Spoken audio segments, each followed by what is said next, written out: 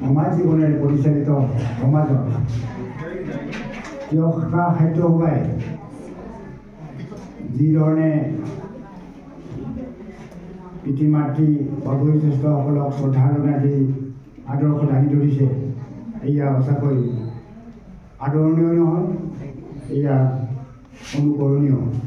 গতিকে মই পুনৰবাৰ এনে এটা মহান কাৰ্যসূচী তিয়ক শাখা সাহিত্য সভাৰ যোগেদি গ্ৰহণ কৰাটো মই ধন্যবাদ জ্ঞাপন কৰিছোঁ আৰু কৃতজ্ঞতা জনাইছোঁ।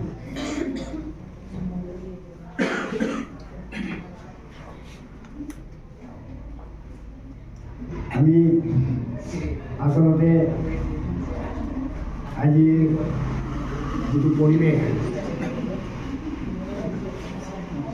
পৰিৱেশ সৃষ্টি হৈছে, নিজৰ জন্মদাত্ৰী পিতৃ মাতৃক অসহায় অৱস্থাত, তেখেতসকলৰ দুৰ্বল অৱস্থাত আমি নিষ্ঠুৰভাৱে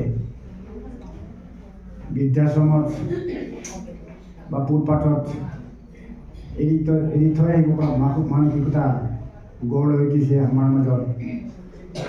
আচলতে আজি তিয়ক শাখা সাহিত্য সভাই যি ধৰণৰ উদ্যোগ লৈছে, এনে কাৰ্যসূচী সমগ্ৰ মানৱ জাতিৰ বাবেই খুব মূল্যৱান কাৰ্যসূচী। আজি আমি চৰ্চা কৰিব পাৰোঁ মহাপুৰুষ মহাত্মা গান্ধীৰ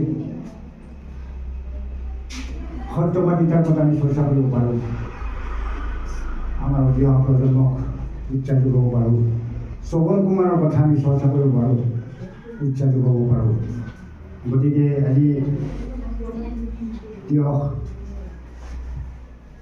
শাখা কবি সন্মিলনে যি আদৰণীয় কাম কৰিছে,